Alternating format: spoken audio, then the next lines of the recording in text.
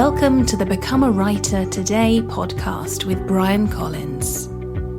Here you'll find practical advice and interviews for all kinds of writers. Do you sometimes find you don't have enough time to write because you're spending hours in other parts of your business? Or perhaps you're earning a nice side income from freelance writing or from publishing books, but you can't seem to take a profit after expenses. During 2018, I struggled with both of these problems, and I read two great books that helped me overcome them. The first book is called Clockwork, Design Your Business to Run Itself, and the second book is called Profit First, Transform Your Business from a Cash-Eating Monster to a Money-Making Machine. Clockwork explains how you can master effective delegation within your business, and Profit First provides a new formula for business owners.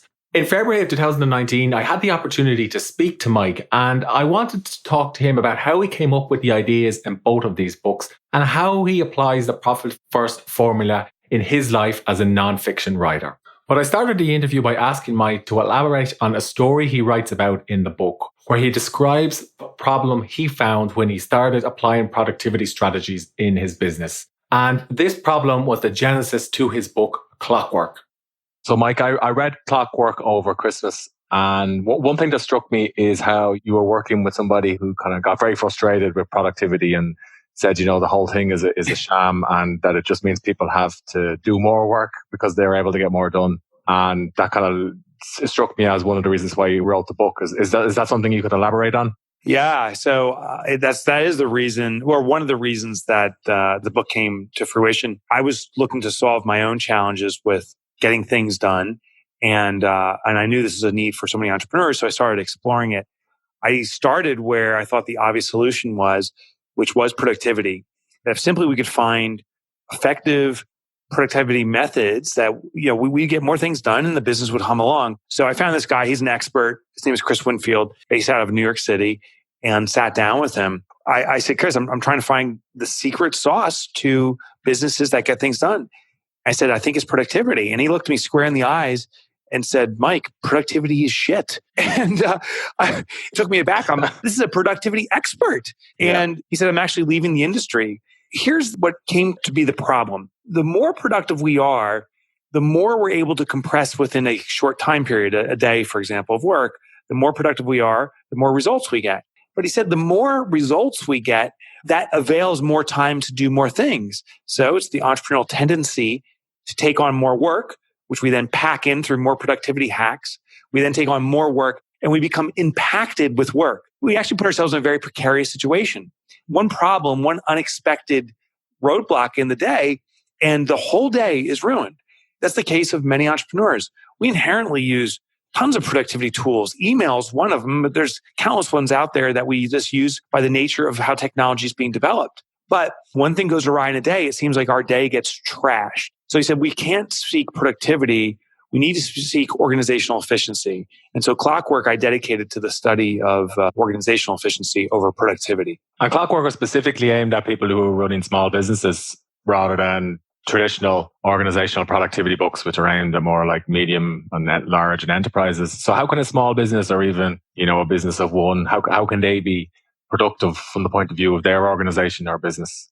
Yeah. Well, so those are my peeps, by the way. My community is small business. I love the guy who owns a hot dog stand on the side of the corner street who wants to make 2 or 3 more. It's just where I come from, my own background, and just love these micro businesses. And the first challenge I get when people hear about Clockwork, they say, well, if you're a solopreneur, you're the one guy running the hot dog stand, you have to do everything. There is no other resources.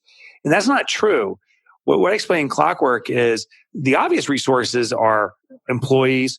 For a small business, we can bring on virtual help, part-time assistants, but also we need to look at our vendors, you know, who we buy our resources and products through, the software we use. How can we leverage what they do for us in a way that further moves our organization together? Sometimes just a communication with another vendor, you may find there's other things they can do to make the process of what you do more fluid. But even our clients are a resource. You know, we can channel the way our clients behave. One classic example that almost all businesses do now is they use online forums. So it used to be a prospect or client would call and you'd listen to them on the phone and say, what's your mailing address? And you'd fill it out and maybe make a typographical error and need to redo it. But now the client just goes online and fills out the form. Accuracy is umpteen times better because it's the client entering it. Clients like the process overall of entering at least some of their data because they know there's consistency. It's actually more efficient for them than to rattle it off over the phone. And we as the vendor to them are automatically more efficient because we don't need to do that data entry. Those opportunities exist everywhere, even for the micro business. Yep. Another opportunity that you talk about is working with either your employees or perhaps it could be freelancers or contractors and getting them to design the systems in your business rather than you designing all the systems and documenting everything before you finally feel like you're ready to ask someone to do it. So how could you go about doing that for the first time if you've never handed over that level of control to someone? Yeah. So first of all, we have to go through a mental shift to some degree as an entrepreneur. I call it the superhero syndrome. I don't know who your favorite superhero is, but it could be, Superman or Wonder Woman. Black Panther's the rage now. Batman, yeah. Yeah, Batman, right? So we all have a favorite superhero, but I'm going to say something shocking. I think superheroes are kind of jerks. And I don't think they mean to be, but think about the consequences of a superhero. They're necessary for mankind to survive. If Batman or Superman doesn't swoop in and save the day again, mankind is going to be destroyed. So we're highly dependent upon these superheroes, more and more so. And they effectively disable our military or army or citizens to defend themselves. The other thing is, I don't know if you watched, in the Batman movies, but the damage left to the cities, Gotham City gets leveled as he fights the villains. Superman destroys whatever city he's in, but in the defense of mankind from this evil villain. They've never made the movie of the aftermath, the 50 years of trying to recover the city, what mankind has to do. This analogy is what we experience as entrepreneurs, the superhero syndrome. We swoop in and save the business yet again. We fight off that competitor. We save that client that vows to leave us. We save that employee who's disgruntled. And the business itself becomes actually disarmed and disabled from doing this kind of work itself. So we actually take away the talent opportunities for our employees to elevate themselves, and we do it ourselves as the superhero. Secondly, we often leave a wake of destruction behind us. We don't even know that we're doing this, and our employees need to clear it up. So the first thing we need to do to make a business run like Clockwork is we have to go through a mental shift. We cannot see ourselves as superheroes anymore. That's the superhero syndrome. We need to see ourselves as supervisionaries. And what I mean by this is most entrepreneurs are in the trap of doing work. Whatever the business needs, we'll swoop in and do it. We need to elevate ourselves to the highest level. There's 4 levels, in fact, that I explain in the book. But the highest level is called designing. Designing is where we have clarity of a vision, what we want our business to achieve and look like in the future. It's very visceral. So there's a smell, a taste, a feel to it. Then it's choreographing the resources we have, organizing our team to achieve that outcome. But there's even components here. Like if I come out of the office to my small staff here, we have 12 colleagues. If I come out of the office and say, starting this year, we're going to achieve $10 million in revenue. That's our big plan. They're not going to get excited by that. I'll be excited by that. I'm the guy who gets a new car if we achieve $10 million in revenue. But my colleagues, I have to align and choreograph their visions. There's a gal down the hallway. Her name's Amy. She wants a highly flexible job. That's her dream. One where when her husband, who travels a lot, returns home, that she can just cut out of work and be there when she arrives. And her kids are now in college. She wants to be very flexible. So her dream is flexibility. So we've structured her role to offer extreme flexibility. And now with the clarity of a $10 million company, allowing her to grow in her position and sustain, if not even have more flexibility, that's become an inspirational source for her. As a supervisionary for my business, and every entrepreneur needs to do this, have clarity on the outcome for the business, but have clarity on how it serves every resource, your colleagues, your clients, in achieving that grand vision you have. And if you align that all together, now you have a business that's automatically or inherently wired to run like clockwork. So the next level that you mentioned in the book is deciding rather than designing. So what's the difference between deciding rather than designing? Yeah, so maybe it's appropriate to go through the 4 stages because, and deciding is the core element. But the first stage is doing. That's the activity of delivering a product or service that benefits the client to the client, or the infrastructural work that allows that to happen. So as an example, if I'm a lawyer writing legal contracts or going to the courtroom is deriving a benefit directly to a client, that's doing work. But additionally, invoicing, marketing, all those things are the infrastructural requirements for the delivery of that service. That's all doing work. The next level up, and every business, by the way, needs to do a mix of all these elements, but the next level up is called deciding. The entrepreneur has to navigate through these levels, I believe, to the highest level called designing, but the business must stay in the mix of all of them. The deciding level is where many businesses get stuck immediately. It's where the entrepreneur realizes they can't do all the work themselves. They bring on some employees and they actually start task rabbiting the employees. They say to the one employee, go do invoicing or go do the legal work. And then the employee returns very quickly with an incessant stream of questions. How should I do this? When should I do this? If you look at the employee's perspective, it makes sense. If they just go out and assume they should do something or make their own decision, if they make a bad decision, well, they could be reprimanded in some fashion. It's dangerous. It's actually safer to have the entrepreneur decide what should be done and then follow instructions because now you can do no wrong. If there's a mistake, it's because the entrepreneur said the wrong thing. It's their fault. So the second stage is called deciding. It's where the entrepreneur is still the only brain, if you will, for the office making all the decisions. And everyone else is the arms. There's a Hindu goddess named Kali, which is a single female head with 8 arms. That figure is very representative of this scenario. It's not scalable. Many businesses, I know the US statistics very well, it's about 97% of small businesses never get past 3 employees because that's roughly where a business can no longer have a single decision maker. So most businesses actually cap out there. To get through it, we move to the next level. They all start with D, by the way. The next level is called delegation. Sadly, many entrepreneurs think they are delegating work when they're actually deciding about the work. Delegation is not the assignment of tasks. Delegation is the assignment of outcomes. What I mean by that is that instead of saying, go do the invoicing, instead, I would say to my colleague, it's important that we bill timely and accurately. And I want you to understand why and explain to me why you feel that's just. Because if we bill timely, we get paid on time. If we bill accurately, our clients are being treated fairly. So we agree to the outcome. Then I say we have a best practice. We have processes that we follow, like invoicing, that serves us.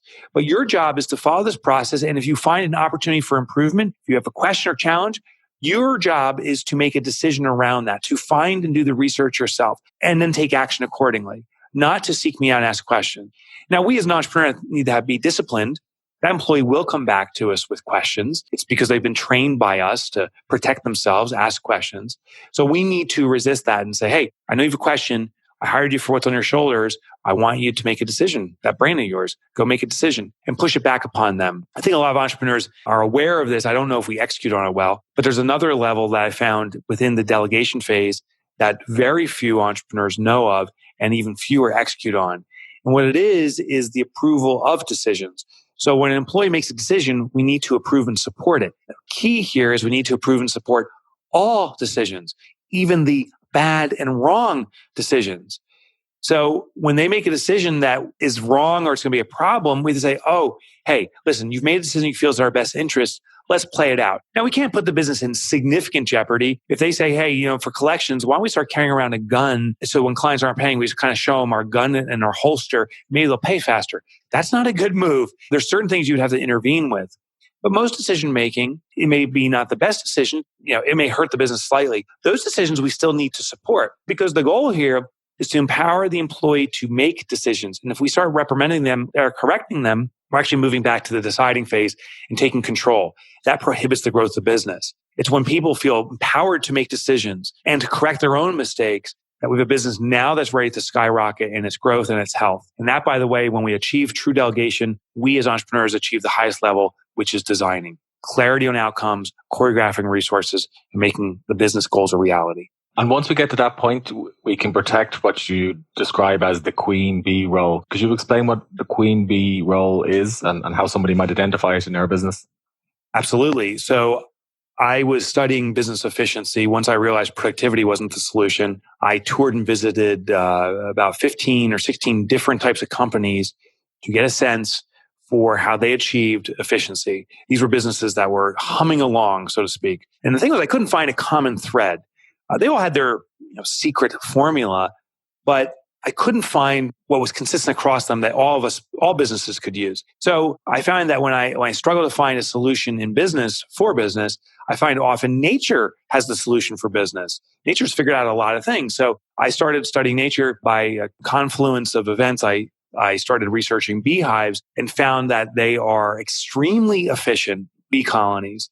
You'll see a bee fly around your window one morning and the next day there's an entire hive that's grown or been developed. They follow a simple process to do this. It's 2 steps. In fact, the first role that every bee has or rule that they follow is to protect the queen bee roll. That's what the QBR stands for, queen bee roll. And for beehives, this process is the production of eggs.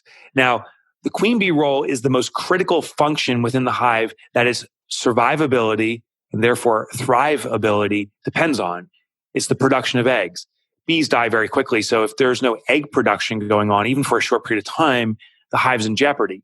If the bee production is continuing on unabated, now the beehive can scale very efficiently. So every bee knows if we're not producing eggs, we as an entire colony have a problem. So your job, every bee's job then is to ensure that egg production is going on. Now, it just so happens in beehives, there's a singular bee called the queen bee that produces the eggs. The analogy gets confusing here because some people say, well, does that mean my business has a single person that's the most important?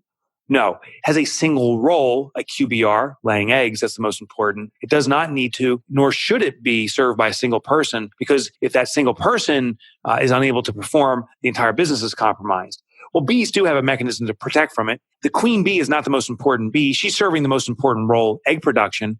But if she fails to produce, they will, very quickly remove her from the hive, aka kill her, and they'll spawn another bee. There's always queen bees in queue, ready to be spawned if one queen bee is failing to produce. It's the egg production that matters the most. Then the second rule for every bee is that once egg production is humming along, no pun intended, then those bees go off and do a primary job function, collecting nectar, pollen, which is their food source, defending the hive from people walking by, threatening the hive. Well, in our business, we have the exact same thing. Every business has a singular core function that the business's success, its survivability and thrivability is depending on. That's the QBR of our organization. We need to find this singular activity within our organization and make sure that it's humming along, that every employee knows what that singular thing is. And if it's not happening, if it's not being produced, everyone needs to speak up or take action to make sure it's humming along again. Now, you may only have a single person serving it, or maybe, hopefully, over time, multiple people serving it, so there's redundancy. Maybe it's even a computer-based system, but this QBR needs to be humming along. Final thing I want to share about this concept, so it's not just in theory, I want to put it in practice, is an example, and then how we can find it for our own businesses. I think a great example I've been using recently is Federal Express or FedEx. The reason I like to use this is because it's a global brand. Almost everyone knows of that brand. FedEx has a big promise, and so does every person listening to this podcast right now. Everyone has big promise. The number one thing you promise through the work you do. I'm an author, so my big promise is to deliver usable and simple tools to support entrepreneurs. That's my big promise, that if you read my books, I'm making tools very usable and simple that will move your business forward in some regard. That's my intention. Yeah. Then we have to look, once we know what our big promise is, for FedEx, by the way, it's delivering packages on time. That's their big promise. We look back and say, what is the most important activity? It's always an activity. It's a doing activity. What's the most important activity in our business that makes that promise reality? And for FedEx, delivering packages on time is the promise. Logistics, the movement of packages, that's the doing activity, is what delivers on that. And, FedEx tomorrow could say, you know what? Let's not worry about logistics anymore. Let's focus on customer service. Let's have people raving about how friendly we are. You accidentally call our line and think you're ordering a pizza. We'll actually take care of that. We'll get a pizza delivered for you.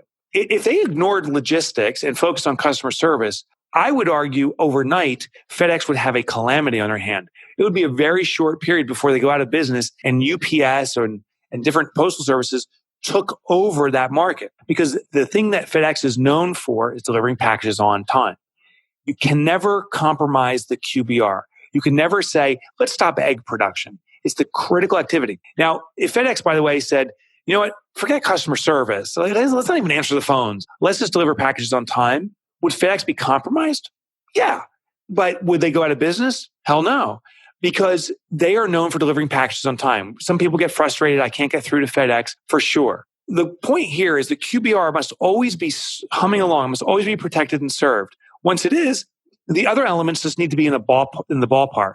So FedEx needs to have good customer service. They don't need to be famous for it. They just need to be good at it. They need to be famous, world-class at delivering packages on time. The activity is the logistics. For me, my promise is to deliver world-class books. I got to be writing books and concentrating and really mastering simple tools. If I'm not doing that, I can write the most engaging stories in the world. It could be the most fun book you've ever read. But if it doesn't deliver a simple tool, my career is over. So, and this is true for every single one of us. Define the most critical promise you're making, the big promise to your customer. Find the activity, the biggest, most important activity behind it. There may be multiple, but find the most important one. That's the QBR, and make sure it's always humming along.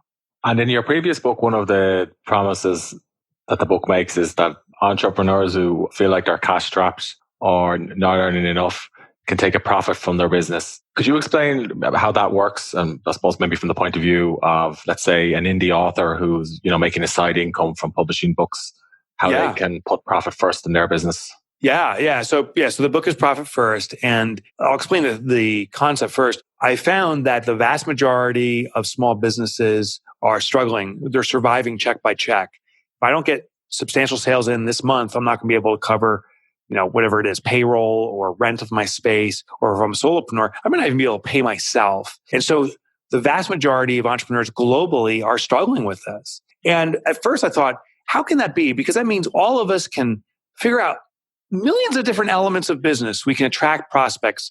We can deliver our services. We can market ourselves. We can have customers raving about the experience with us. We can collect money. We can do all these things, but we can't keep profit. Is there a piece of our brain that is missing, the profit piece? And that's when I had the aha moment. I noticed that the foundational formula for profitability is flawed. It says sales minus expense equals profit, which means profit comes last. And when something comes last, it is human nature to say it's insignificant. I would never say, I'm going to start putting my health last. That means it's insignificant. I'm going to start exercising. The last thing I do of every day is I'm going to exercise. The chances of me pulling that off are much more remote. If you want to exercise, for the vast majority of us, it needs to be the first thing because that's where discipline comes about. If we really care about our health, we'll say we put our health first, our family first. Something significant, we put it first. So I flipped the formula. It's sales minus profit equals expenses. What I mean by this is every transaction we have in our business, we immediately take a predetermined percentage of money, profit, allocate and hide it away. So when money comes into your business, you immediately take a predetermined percentage. I'm an author. I make my income through royalties, the selling of books and the ongoing sales of books. But this volatile doesn't mean every quarter or 6 months is how my publisher does it, that the same size check will come in. But what I do is every time a transaction or sales come in, I take a percentage of that, hide it into profit, then see what's left over. And I need to continue to run my business off that remainder. What happens is it forces me to think innovatively. In the past, that whole royalty check would come in and say, okay, I have X number of dollars to support my business. And I would spend it all away. In marketing and hiring a support team to help me writing my book. Now, by taking my profit first and other components first too, I take profit, I take my compensation first, I make sure my taxes are reserved. I do those elements first. Then I see what's truly left to run my business. And then I operate within the confines of what's there. It's forced frugality. More importantly, it's also innovative thinking. Because with less money, I say, how do I get the same results I've always had, if not better, with less money? And I start thinking outside the box. Profit First, I'm proud to say now, well over 100,000 businesses have implemented the system globally. We have 3,000 documented case studies. And consistently, businesses that take their profit first find ways to run more efficiently, more effectively than ever before, grow profits like they've never before, and they don't miss a beat. The business is not hampered, it's actually improved because they're focusing on the health of the business first. Yeah, I put it into practice back in September, so I'm still learning the system. But it took me a little while to get my head around the additional bank accounts, but it's definitely been a helpful system. Oh, I love hearing that. Keep doing it. Okay. And finally, Mike, I know you think productivity is, I suppose, a myth. It's more about designing a business to run itself. But what does your morning routine look like at the moment? Like, for example, lots of writers would say that they would write in the morning, or some writers might exercise first. So Yeah. No, and by the way, I don't think productivity is a myth. I think its application as the sole solution for business efficiency is the problem. I think we have to be productive. I think one of the greatest productivity inventions was a round wheel as opposed to a square one. If we didn't use a round wheel and everyone said, let's just go back to square wheels, we're done. So it's a necessity. It's just not the differentiator. The differentiator is organizational efficiency. So for me, I do have routine, and it is about health first. So every morning, except for weekends, but every weekday morning, I spend an hour exercising. So it's stretching and so forth, and then it's cardiovascular or weight training, and then actually some meditation too. And then I next start writing.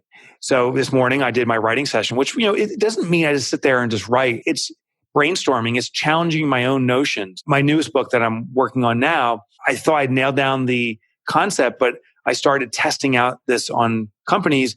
And the first 20 was like, oh, I've nailed this. This is working. And then the 21st one came in yesterday and it didn't work. And I said, okay, I got to start, as painful as it is, I got to start over again. I haven't figured out this formula yet. It's not ready. So for me, writing isn't just writing. It's conceptualizing, it's testing, it's playing with it.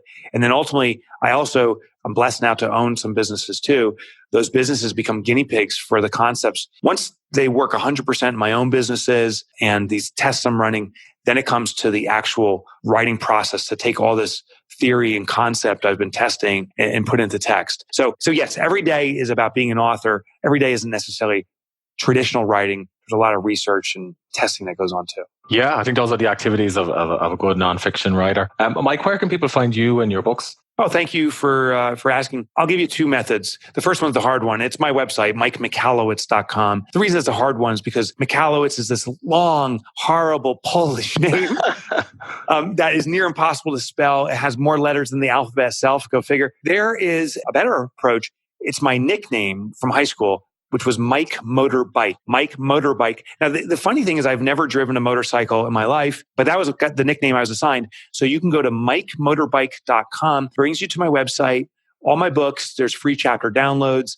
I'm also a blogger and podcaster, so you can check out those. And I wrote for the Wall Street Journal for a couple of years as a small business columnist. You can get all those articles on the website. Everything's for free, by the way. That's fantastic. Yeah, I'd recommend people check out your dashboard that goes alongside Clockwork. I found it quite helpful. Oh, yeah. That's there too. That was great, Mike. It was nice to talk to you. Brian, enjoy connecting with you. Thanks for doing this. Okay. I hope you enjoyed this podcast episode. If you did, please leave a rating on the iTunes store. And if you want to accomplish more with your writing, please visit becomeawritertoday.com/join and I'll send you a free email course. Thanks for listening.